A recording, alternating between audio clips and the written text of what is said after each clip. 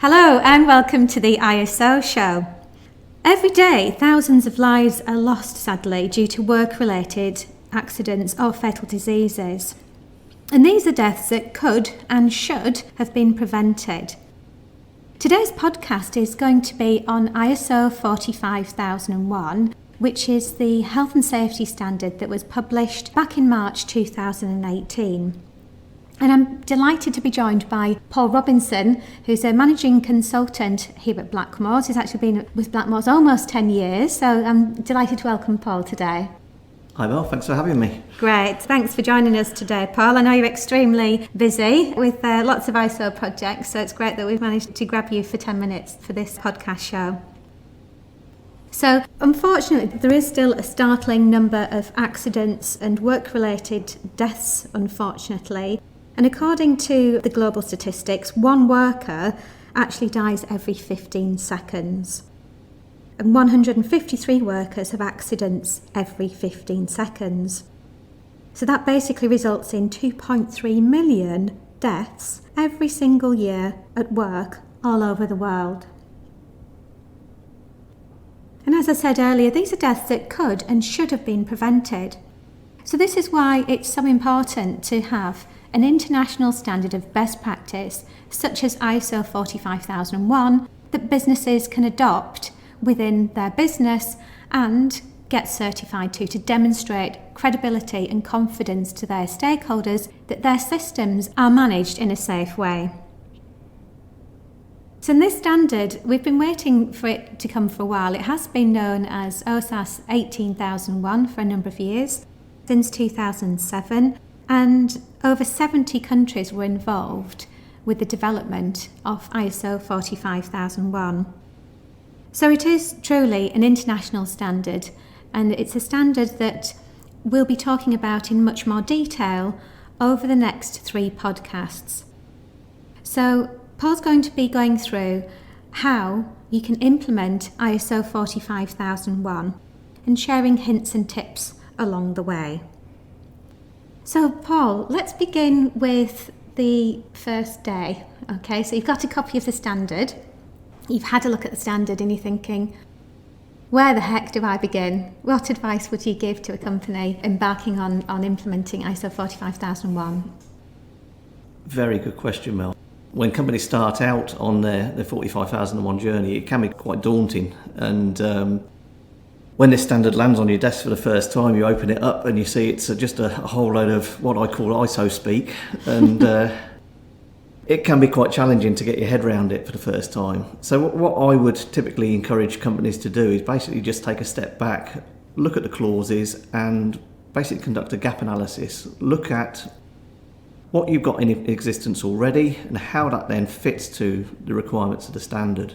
Most companies generally are driven by legislation, and they may have existing ISO management systems in place already, such as a 9001 system or possibly 14001 for environmental management.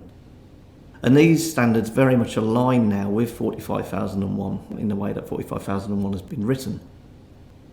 So there may be things in place already, procedures, documentation, processes, activities and practices which align nicely with the requirements of the standard.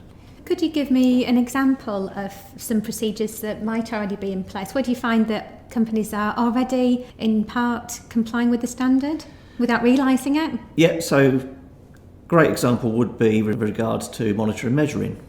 Most companies do some degree of monitoring and measuring, particularly around accidents and incidents. And they'll be also, for example, conducting audits and inspections with regards to health and safety. So that aligns nicely with the monitoring and measuring clause and will pick up on things that you're doing already that can be adopted as part of implementing the 45001 management system.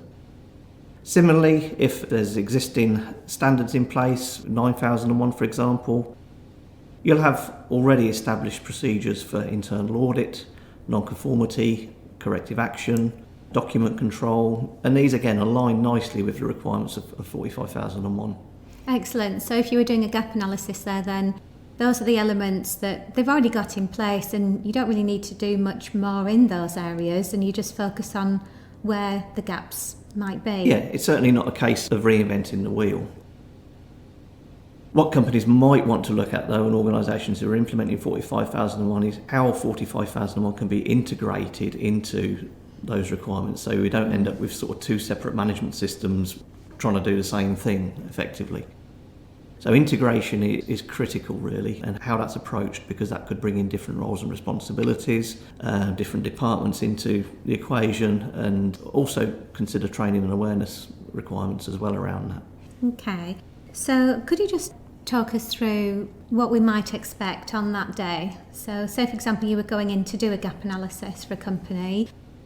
Who would you need to see? How long would you need them for typically? Yeah, what kind of information do you need? Critically, obviously, the health and safety function within the business is going to have a big part to play in this, and they're going to be there 9 o'clock on the dot, and will need to be contributing during the course of the day. But as part of the gap analysis, we might get around to seeing people like top management, leadership, getting a sense for what they're looking to achieve from having 45001 in place. One of the other departments that you might want to look at, procurement, for example, because most organisations now either outsource or procure in services from other organisations, and there are clauses within 45001 around how those contractors are managed. And you'd also want to see what's going on within the operation as well, particularly getting out onto the shop floor, seeing what sorts of processes are going on, talking to production and the operational side of the business to understand, where the risk is within the business as well.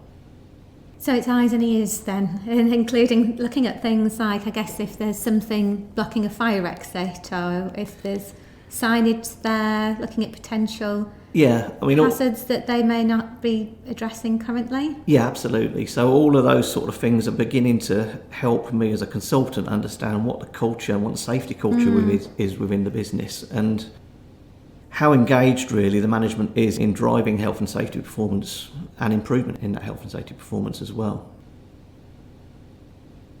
So once you've had a good look around and you've asked your questions, then what's the end result then? What's the next step?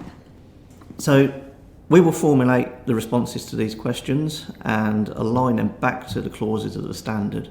Typically we'll present that in the form of a report or a presentation to top management, highlighting the areas of good practice in particular and where we can align to existing processes. And it's surprising how often that 50 to 60% of the activities align nicely with existing practices. But we'll also highlight where the gaps are as well, hence it's a gap analysis.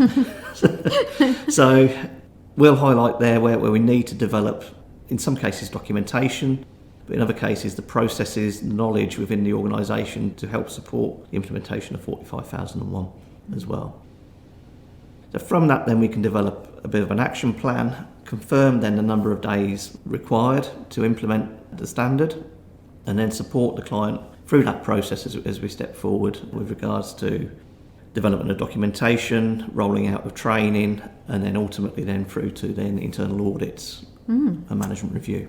Okay, excellent. Well, I'm sure we'll be discussing those later on in the ISO 45001 Step to Success series. But for now, once we've completed that, what's the next stage? So moving on from that, we want to understand the company's issues, what sort of issues they're wrestling with regards to occupational health and safety. So we might look at, for example, conducting a SWOT and PESTLE analysis.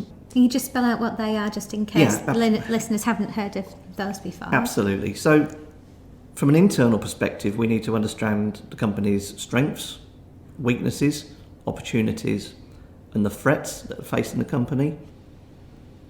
And from a more broader external perspective, we need to look at the political situation, economic issues, social issues, technology that might be coming through, legal issues, and also environmental considerations as well. There's a big environmental health aspect to 45001, which again aligns and supports good environmental management as well. So with regards to environmental health, for example.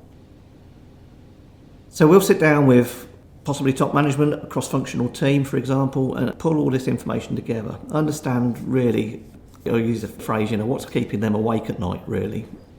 Understanding what their issues are. And if we can understand what those issues are, we can start to think about then how we address those from a strategic perspective through the development of objectives, policy statements, etc. So we start to develop a thread through the management system. So just so we can kind of help to visualise what these issues could be, could we take an example of the typical sorts of things that might come out of a SWOT and PESTLE with, say, a construction company? Yep, so taking a construction company as an example, they might be wrestling with the fact that their contractors keep on having accidents on their sites. It might be that there's poor operational control in the yard. And there might be also industry drivers as well. For example, consider a construction scheme, and they might be getting extremely low scores, and they might be asking, why is this, and why do we keep on getting low scores when all of our competitors are doing really well? So they can be typical examples of issues that get flushed out during that discussion around SWOT and PESTLE, and then from that then we can start to think about, okay, well, how are we going to address these issues? Do we consider them risks, strategic risks to the business? Are they actually preventing us from winning more work? Or could they be seen as opportunities in some ways? Absolutely, yeah. So potentially setting an objective as a result of that weakness. Absolutely. So there could be a tangible objective there, couldn't there, to try and aim to get a higher score on, like you gave an example of a considerate contractor scheme, over the next, say, 12 months. Yeah, absolutely. Yeah, that could become an opportunity which we then set an objective around. We monitor that objective then and again set benchmarks, measure ourselves against that, and again that's going to drive continual improvement in health and safety performance. So I think it's worthwhile noting that the external influencing factors are so important, aren't they, in, say, the construction industry, because obviously you're so dependent on the state of the economy, also supplies as well. So clearly Brexit is going to be a consideration if you're importing goods in, or even the workforce, whether they're going to be eligible to work in the UK. Absolutely, So there's all sorts of different potential risks that are outside of the control of the actual firm. Yeah, most definitely, yeah. So what's the point of doing that then, Paul? How, in context with ISO 45001, what does that help you to do? So ultimately, if we understand those issues, we can start to think about how we address them. Once we've understood the issues, and also, really importantly, the needs and expectations of our interested parties and workers, then we can start to address their issues through establishing the management system, setting objectives, assigning roles and responsibilities, and accountability for health and safety. So that's slightly different in 45001, isn't it, compared to other standards, I believe, on accountability, is that right? It's certainly something to bear in mind when you're implementing 45001. Roles can be established, responsibilities can be allocated to those roles, and those responsibilities can be delegated out to others. However, accountability for health and safety lies with top management, and we need that leadership within the organisation to hold that accountability. So we've covered our interested parties, and one of those interested parties is going to be the leadership team. And sometimes it can be quite challenging getting the leaders within the organisation involved with the project and getting their commitment. What kind of hints and tips would you give listeners if they are struggling to get leadership commitment? Yeah, so certainly in any organisation, leaders are critical to driving the success of 45001. We need that top management commitment to firstly engage the workforce with regards to the project and let them know what's going on, but also they need to drive commitment through enforcing that resources are made available, and the time to implement the standard as well is absolutely critical. And you would think that in most organisations that leadership and commitment would be a given, but it's not always the case. Boards and top management have a number of things that they're wrestling with, and health and safety is one of those subjects. So it's really important for top leadership teams to understand that and also drive that down through the organisation, through delegating those roles, delegating those responsibilities to others, and also getting involved in consultation and participation activities. Interesting you should mention that, actually, the participation and consultation. So this is very much a focus of the new standard now, isn't it? Why do you think that is, Paul? And how can organisations go to that next level of engagement, whereas in the past with 18,001 they may not necessarily have needed to? Yes, it's absolutely critical. Health and safety management systems are not all about documentation and shouldn't be so. Managing effective health and safety is about ensuring that we prevent injury and ill health to people, and people are involved in management systems, and it's generally where people get involved in things when things go wrong and people get hurt. So, very basic statement, but how true that is. And a lot of people Absolutely. don't actually take that into consideration, do they? They just think it is a paper exercise. Yes. And getting documents, it's all about paperwork and documents, and then getting the badge, getting the certificate. But it's not, is it? No, absolutely. So consulting with workers and encouraging those workers to participate in health and safety issues, and again driving that improvement within the management system, is absolutely critical. So ISO, when they developed 45001, recognised this and moved the consultation and participation clause, which was buried in communication, right up front and centre, and this now sits within the leadership requirements 45001. So anybody who's assessing and looking to put together a management system should be looking at how much the leadership is involved in driving that consultation and participation within the business. And again, that often comes back to culture and driving a positive safety culture. And again, that message absolutely must come from the top down. So leaders must lead by and set the example for others to follow. So again, just looking at an example then, if we take our construction firm, so it could be a fairly small construction company, they've got less than 50 employees, and they may have given toolbox talks in the past, and that may have been satisfactory previously. What else do they need to do now to demonstrate that consultation and participation if they're preparing for an assessment? So workers should get involved in some of these activities we've been talking about. Identifying issues, identifying those interested parties. So having a voice, basically. Exactly. Understanding those needs and expectations. Those workers will be one of those interested parties. So giving them the opportunity to have that voice Absolutely. in whatever means the company thinks is suitable. Yeah, absolutely. Developing objectives, developing procedures, getting them involved in the development of their own procedures. Fundamentally getting them involved in risk assessments. There's nobody out there who will know better than the person who's actually doing the task what the risks and what the hazards are in relation to that task. So by consulting and encouraging that participation, again, you're going to be driving improvement and you're going to be getting that engagement. Fantastic.